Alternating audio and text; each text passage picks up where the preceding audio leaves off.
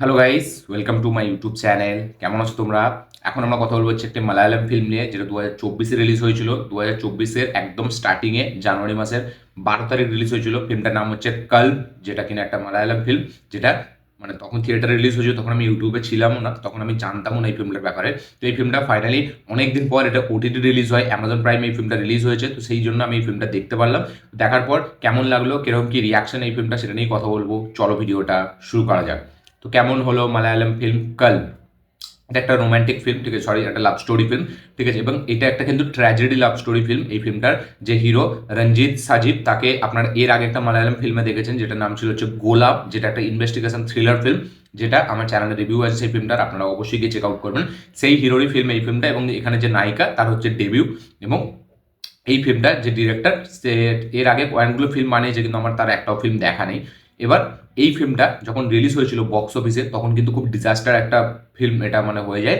কিন্তু পরে যখন ওটিটিতে এই ফিল্মটা রিলিজ হয় ডিসেম্বরে, ঠিক আছে, এই মানে আগের বছর ডিসেম্বরে 2024-এ, তখন কিন্তু হিউজ একটা রেসপন্স পায় এবং পজিটিভ রেসপন্স পায়। তো আমি এই ফিল্মটা দেখলাম। আমার প্রথমে জানতাম না যে রেসপন্স খারাপ এসছে না ভালো এসছে। তো আমি ফিল্মটা দেখলাম, এবং আমি যদি এই ফিল্মটাকে এক লাইনে রিভিউ করি, আমার জন্য কিন্তু এই ফিল্মটা কিন্তু যথেষ্ট একটা হেভি ফিল্ম মনে হয়েছে, এবং খুবই একটা ব্যাপক ফিল্ম।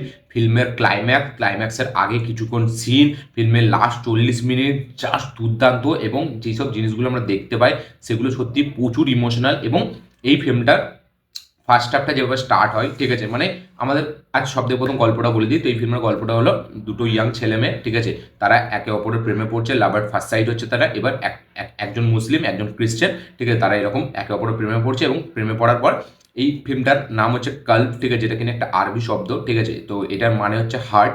এবার এই মানে মানে কাল্পটার মধ্যে 7টা ধাপ আছে, মানে এই ভালোবাসাটার মধ্যে টোটাল 7টা ধাপ আছে। এবং প্রত্যেকটা ধাপ আমরা একটা একটা করে দেখতে পাই, এবং লাস্ট যে ধাপটা সেটা হচ্ছে একটা মানে অন্য কিছু জিনিস, সেটা আপনারা ফিল্ম দেখলে বুঝতে পারবেন। এবার দুটো ইয়াং ছেলেমেয়ে তারা একে অপরের প্রেমে পড়ছে। এবার বাড়ির লোক মানে মেয়ের যে বাবা, সে পুলিশ অফিসার, সে এইসব দিকে একদম রাজি নয়, সে প্রচুর স্ট্রিক্ট, তার মায়ের ওপর অত্যাচার করে। এই মেয়েটার যে মা আছে, মানে এই যে ফাদার, তার যে ওয়াইফের ওপর সে খুব অত্যাচার করে। এবং এই মেয়েটার মানে প্রেমের ওপর বাধা পড়ছে এর বাবা। এবার ফাইনালি কি কি হচ্ছে, এবং এই যে ছেলেটা যে এই মেয়েটাকে ভালোবাসে, যে আমাদের এখানে মেন লিড হিরো রঞ্জিত সাজিদ, ঠিক আছে, তার সাথে কি কি হচ্ছে, এই বাবাটা তার সাথে কি কি করছে, সেই সব দেখার জন্য এই ফিল্মটা দেখতে হবে। লাস্টে ক্লাইম্যাক্সে একটা খুবই হেভি একটা মানে কি বলবো, একটা মানে হার্ট ব্রোকেন আমরা জিনিস দেখতে পাবো। তো সেটা জিনিস মানে এই ফিল্মটাকে আরও একটা বুস্ট দিয়েছে। এবং এই ফিল্মটা যেরকমভাবে শেষ হয় সেটা কিন্তু দুর্দান্ত, সেটা মনে থেকে যাবে। ফিল্মের ফার্স্ট হাফ আমার জন্য অতটা হেভি মনে হয়নি।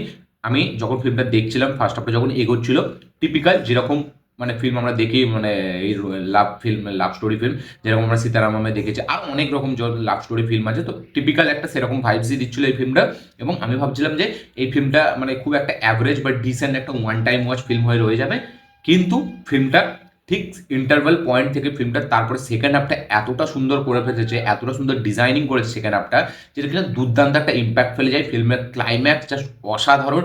এখানে শুধু দেখাচ্ছে যে শুধুই কিন্তু ভালোবাসা, মানে এই যে একটা মেয়েকে সে ভালোবাসে, ঠিক আছে, শুধুই কিন্তু তার উপর পড়ে সে কিন্তু নিজের লাইফটাকে শেষ করে দেবে, বা তার ফ্যামিলির যে লোক আছে, তার বাবা আছে, ঠিক আছে, তার বন্ধু বান্ধব আছে, তাদেরকে কিন্তু সে মানে সেরকম কিছু মনে করছে না, শুধু মনে করছে এই মেয়েটাই সব। তো সেই জিনিসটাকে অ্যাঙ্গেলটাকে যেভাবে ডিরেক্টর এখানে পোর্ট্রে করেছে লাস্টের দিক থেকে, এবং পুরো ফিল্মটাকে লাস্টে যেভাবে সে মানে শেষ করেছে, সেটা দুর্দান্ত। এবং সেখানে মিউজিকের কাজ অসাধারণ। এবং ফিল্মের এই দিকগুলো আমার খুব ভালো লেগেছে। তার বাবার সাথে ছেলের যে অ্যাঙ্গেল, তাদের যে মানে কেমিস্ট্রি, মানে একটা বাবা ছেলের মধ্যে যে মানে একটা কি বলবো কেমিস্ট্রি বলি আমি, ঠিক আছে, তাদের যে সম্পর্ক, ঠিক আছে, তাদের যে রিলেশনশিপ এখানে যেরকমভাবে দেখিয়েছে, একটা এই যে ছেলেটা আমার যে প্রোটাগনিস্ট আমাদের, তার সাথে যে তাদের বন্ধুর যে মানে রিলেশনশিপ, সেটাকে যেভাবে দেখিয়েছে এখানে, মানে একটা রিলেশনশিপই কিন্তু মেন নয়, যেটা ডিরেক্টর এখানে দেখাতে চাইছে, এই যে আমরা ভালোবাসা ভালোবাসা করি, সেই জিনিসটাই কিন্তু মেন নয়, সেটাকে যেভাবে দেখিয়েছে ফিল্মে। তার সাথে সাথে এখানে এই যে প্রোটাগনিস্ট মানে আমার যে মেন হিরো, তার বাবার রোলটা যে প্লে করেছে, যাকে আপনারা রিসেন্টলি মার্কো মুভিতেও দেখেছেন, ঠিক আছে, তো তারও এখানে পারফরমেন্স কিন্তু দুর্দান্ত। তার সাথে তার ছেলের যে পারফরমেন্স, সেটা মনে থেকে যাবে। লাস্টের কিছুক্ষণ সিন আছে যেটা বসে তারা দুজন একসাথে কথা বলে, এবং সেখানে কিছু কথা, সেখানে কিছু কনভারসেশন এতটা হেভি, এতটা হিট করে, সেটা দুর্দান্ত। তারপর আমি কথা বলবো এই ফিল্মের সাপোর্টিং কাস্টে যারা যারা আছে, এখানে যারা বন্ধুর ক্যারেক্টার প্লে করেছে বা এখানে যারা ওই মেয়েটার বাবার ক্যারেক্টার প্লে করেছে, সে নিজের জায়গায় ফাটাফাটি দিয়েছে। তার ক্যারেক্টারটা দেখলে মনে হয় যে না এ খুব খারাপ, এ খুব মানে খারাপ একটা লোক, ফালতু একটা লোক। এখানে যে মেয়ের মা, তার সে যে রোলটা প্লে করছে, এখানে কিন্তু প্রত্যেকে নিজের পারফরমেন্স ব্যাপক দিয়েছে, যেটুকু স্পেস পেয়েছে সেটুকুতে কিন্তু সে মানে তারা হেভি কাজ করে দিয়েছে। এবং এখানে মেন আমি কথা বলবো হচ্ছে এখানে যে নায়িকাটা, তার কিন্তু কাজ আমার অসাধারণ লেগেছে। মানে সে একটা মুসলিম মেয়ের রোলটাকে যেভাবে প্লে করেছে সেটা দুর্দান্ত।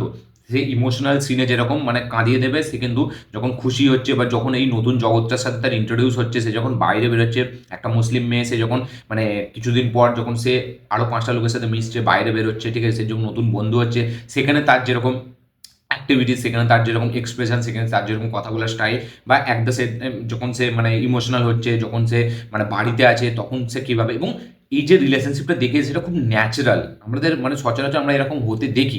এবং একটা মুসলিম মানে কি বলবো, একটা মুসলিম পরিবারের সাথে একটা অন্য ধর্মের পরিবার যেভাবে মানে মেলবন্ধনটা দেখিয়েছে, সেখানে যেরকম সিচুয়েশনটা দেখিয়েছে সেটা কিন্তু দুর্দান্ত। এবং এই যে মানে মুসলিম জিনিসটাকে যেভাবে এখানে যেহেতু ডিরেক্টর এখানে নিজে মুসলিম, তাই মুসলিম কালচারটাকে কিন্তু খুব হেভিভাবে রিপ্রেজেন্ট করেছে। এবং পুরো ক্লাইম্যাক্সটাকে যেভাবে ডিজাইন করেছে, সেখানে যেরকম গান দিয়েছে, মানে গান বলছি, সেখানে যেরকম দোয়ার সাথে মানে গানটাকে করেছে, সেটা কিন্তু দুর্দান্ত।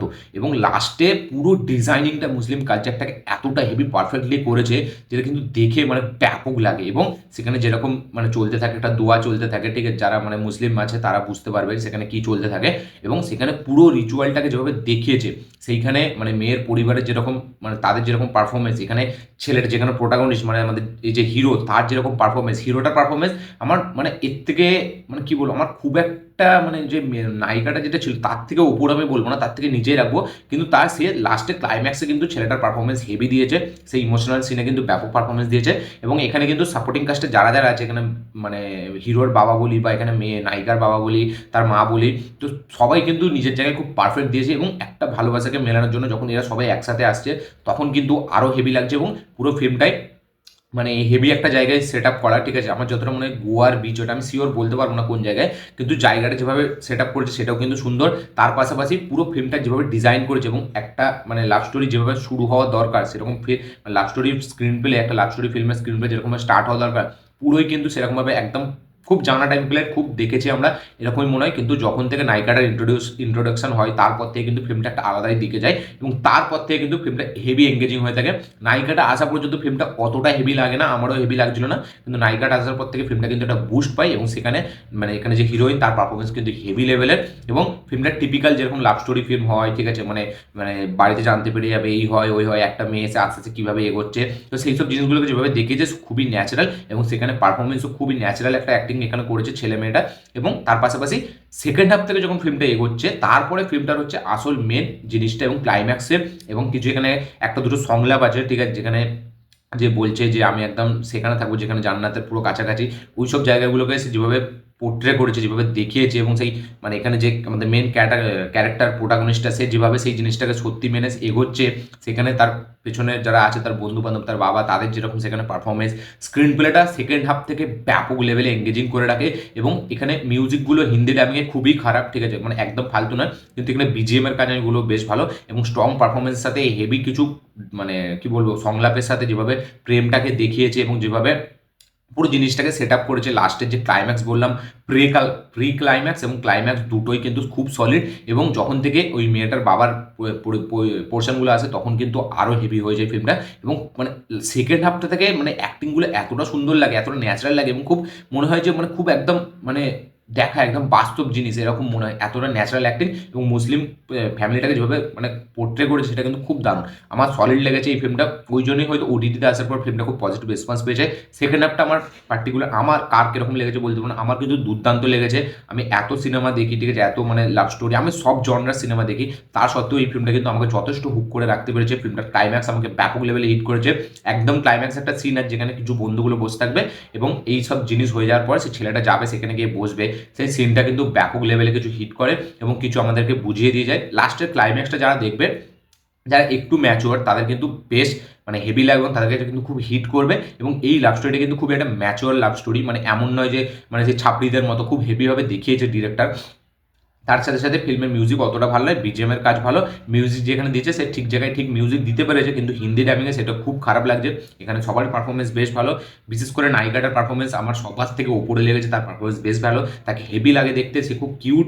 এবং তার পাশাপাশি এখানে যে আমাদের প্রোটাগনিস্ট, সে যেরকম অ্যাক্টিভিটিস করে এবং আস্তে আস্তে একটার পর সে যখন তার লাইফের চেঞ্জেসটা আসে তখনটা কিন্তু বেশ ব্যাপক। একটা পুলিশ স্টেশনে একটা টর্চারের সিন আছে, সেখানে কিন্তু সবার পারফরমেন্স হেভি লাগে, দেখে কষ্ট হয় আমাদের তাদের সেই ক্যারেক্টারগুলোর জন্য।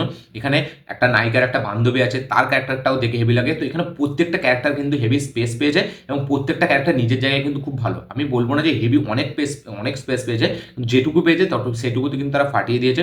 সবার পারফরমেন্স খুব ভালো, ফিল্মের ডিরেকশন খুব ভালো, স্ক্রিন প্লে যথেষ্ট এঙ্গেজিং একটা স্ক্রিন প্লে, কিছু সোশ্যাল ম্যাসেজ সেটা বেশ ব্যাপক।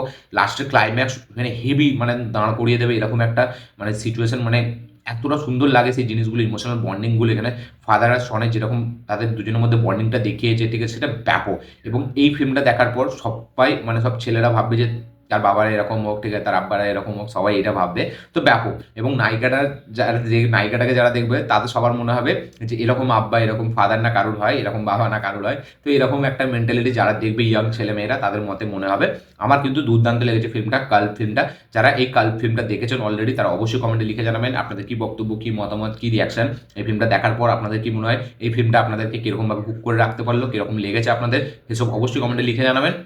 তাহলে এখনো দেখেননি, দেখবেন ভাবছেন, অবশ্যই গিয়ে দেখুন, মাস্ট ওয়াচ। ফিল্মের সেকেন্ড হাফটা জাস্ট উড়িয়ে দেবে, ব্যাপক লেগেছে আমার। আপনাদের কি রিয়াকশন অবশ্যই শেয়ার করবেন, কমেন্টে লিখে জানাবেন। ভিডিওটি ভালো লাগে থাকলে লাইক শেয়ার কমেন্ট করে দেবেন, চ্যানেলটি নতুন হলে চ্যানেলটিকে সাবস্ক্রাইব করবেন, বেল আইকনটি প্রেস করতে ভুলবেন না। দেখা হচ্ছে পরের ভিডিওতে, ততক্ষণের জন্য।